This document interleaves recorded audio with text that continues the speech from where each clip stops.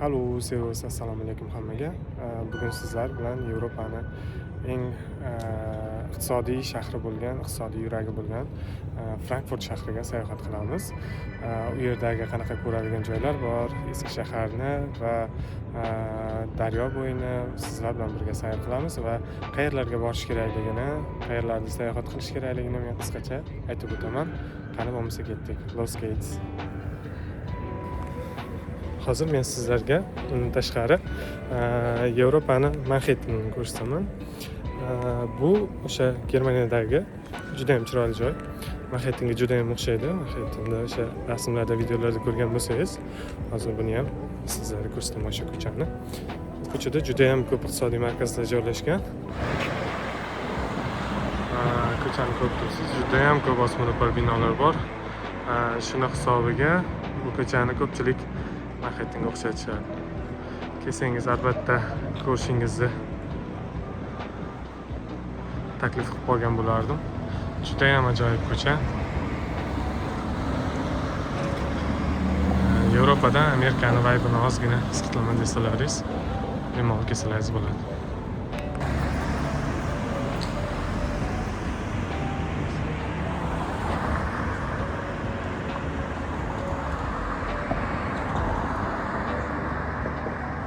Bino esa Frankfurter Hof, ya'ni 5 yulduzli 1876-yilda qurilgan tarixiy mehmonxona. O'sha ko'cha bilan ketaverganingizda Frankfurt Jelleri tomonga qarab men eng yaxshi ko'rgan magazin ham chiqadi. Magazin juda shirin magazin, ya'ni o'sha shokolad magazini, shvetsarskiy shokolad, Lindt degan shvetsarskiy shokolad bor. Har xil shokolad deb ko'rdim, lekin ta'mi hech qaysiniki shu Lindtda emas. Bu juda ham shirin. Xos ko'rsam. Hozir bayram hisobiga yopiq ekan. Lekin boshqa payt esa bemalol kelib, bu yerdan tatib ko'rib va undan tashqari o'sha sotib olsangiz ham bo'ladi uydagilarga, boshqaga bemalol. Bu joy esa Goethe-Platz deb ataladigan joy. Atrofdan shahar manzarasi. Iloji bo'lsa Frankfurtga hafta kunlari kelganingiz ma'qul. Turistlar biroz kam bo'ladi. Shanba, yakshanba kunlari juda ham ko'payib ketishadi. Turistlar aylanishda biroz qiyinlashtiradi.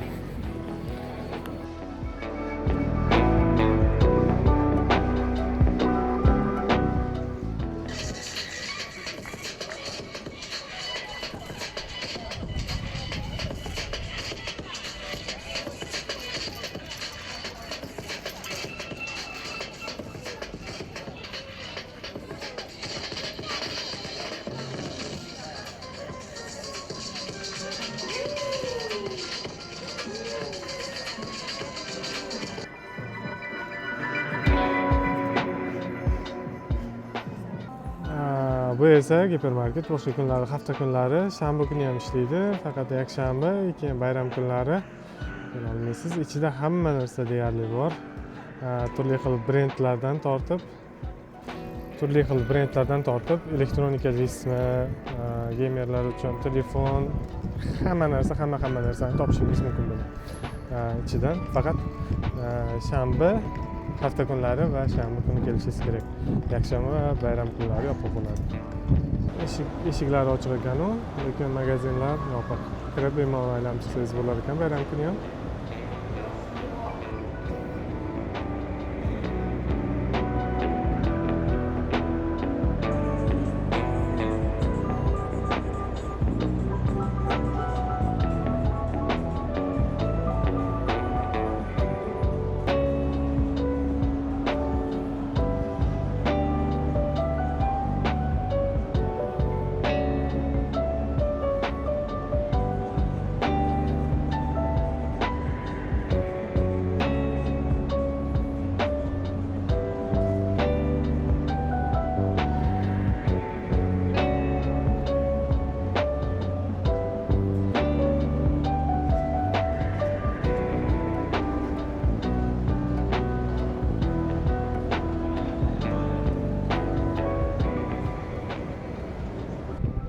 Yana Frankfurtda dunyoning jamiki brendlari bo'lsa, hammasini topishingiz mumkin bo'ladi. New York, Snipes, xohlagan brendingizni topsangiz bo'ladi. Bilasiz, brendlar juda ham qimmat. Agar siz arzon magazin izlayotgan bo'lsangiz, hozir sizga ikkitasini ko'rsataman. Birinchisi Primark, ikkinchisi Kik degan ikkita magazin bor. O'sha magazinlarga kirsangiz, ular juda ham arzon. Masalan, bitta futbolkangiz o'rtacha 30-40 ming atrofida bizda pulga 1,5-2-3 euro atrofida turadi. Endi yaxshiroq sifati shunga yarasha bo'ladi-yu, yaxshiroq sifatli olaman desangiz, sal qimmatroq. Agar lekin kunlik oddiy futbolka yo oddiy kiyimlar olaman deydigan bo'lsangiz, bemalol shu magazinlardan kirib olsangiz bo'ladi. Ular unchalik qimmat emas. Mana bittasi Primark. Afsuski bugun bayram kuni yopiq. Boshqa kuni kelish kerak, yo hafta kunlari yoki shanba kuni kelganingiz ma'qulroq.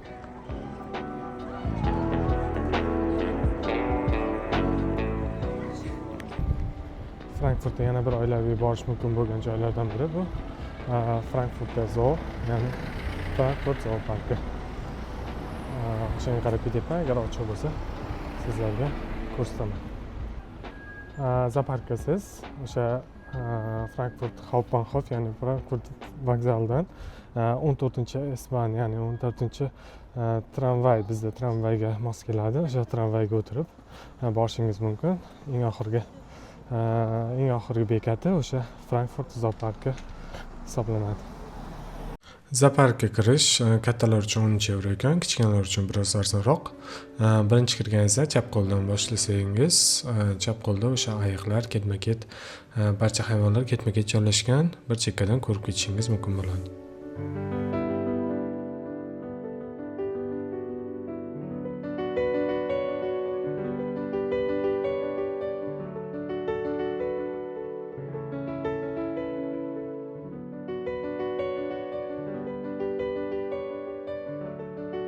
Bu hayvon esa menimcha chumolixo'r, agar adashmayotgan bo'lsam.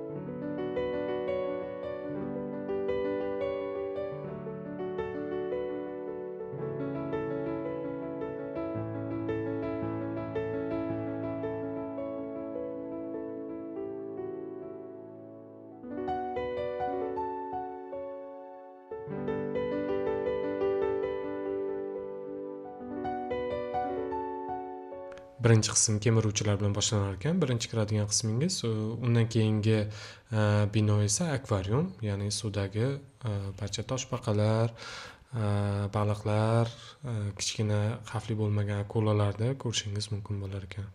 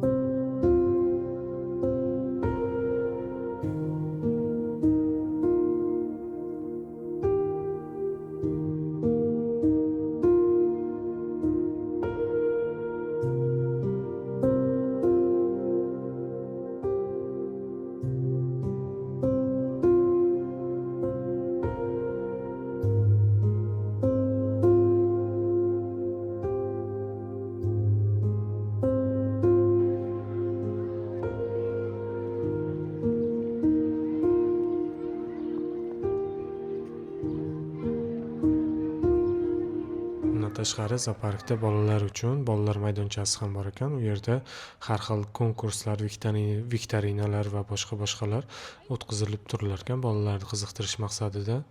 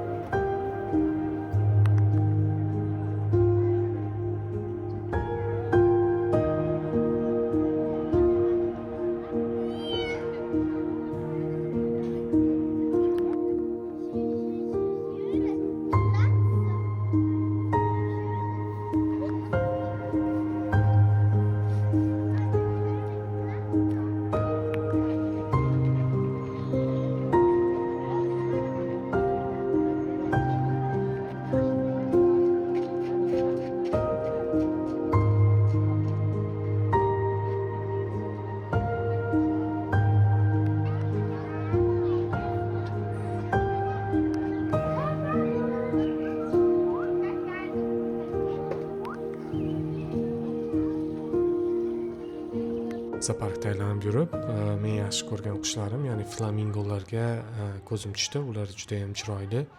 Endi kamera qanchalik yetkazib bera olyapti bilmadim-ku, lekin o'zini ko'rsangiz juda ham chiroyli qushlar.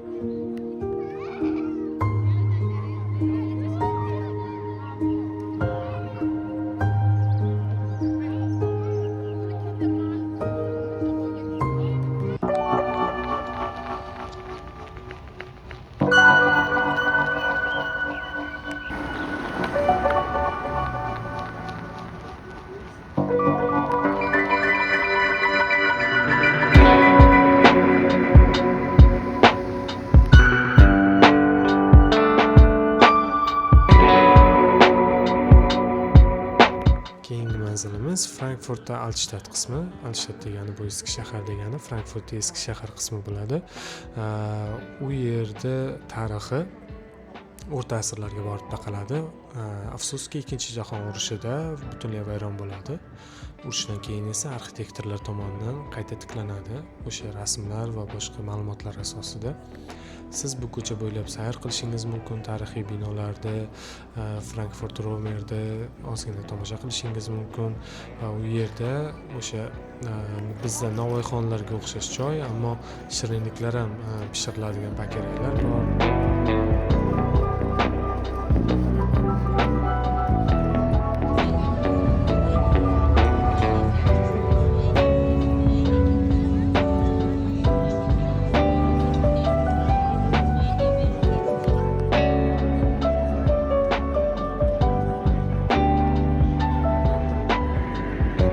Frankfurt eski shahar qismini aylanib bo'lganingizdan so'ng siz daryo tomonga qarab yurishingiz mumkin bo'ladi.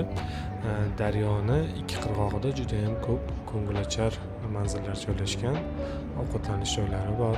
Undan tashqari siz kemada daryo bo'ylab sayr qilishingiz mumkin.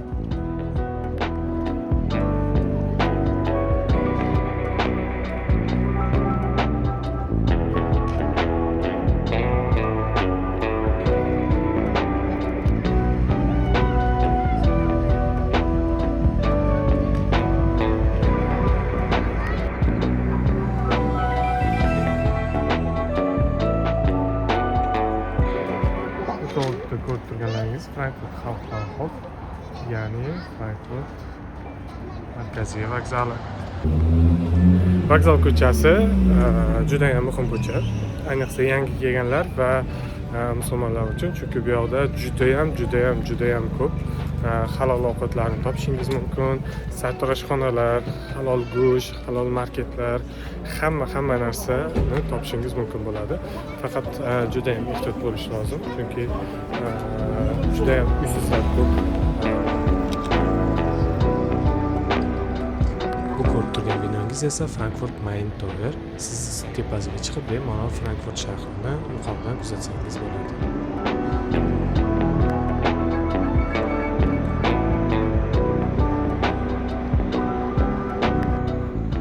Bu esa Frankfurt Hauptbahnhof, ya'ni Frankfurt markaziy vokzali hisoblanadi. Bu yerdan siz Yevropaning har qanday ko'pgina qismiga poyezdlar topishingiz mumkin bo'ladi. Bu yerdan bir 4 xil poyezdlar yuradi. Birinchisi tezyurar poyezdlar ICE, ikkinchisi Regioban, ya'ni regional poyezdlar, uchinchisi metro va to'rtinchisi S-bahnlar, ya'ni trolleybus, tramvaylar. Bizning til bilan aytganda o'shalarda topishingiz mumkin bo'ladi. Videomiz oxirini har doimgi o'zbek segmentida mashhur bo'lgan bir atama bilan tugatmoqchimiz. Gibt eigentlich nicht für Punktfolge Hochzeit aus, sondern für Reisen. Ya'ni pulingizni to'g'rashimga emas, sayohatga sarflang. Ko'rishguncha.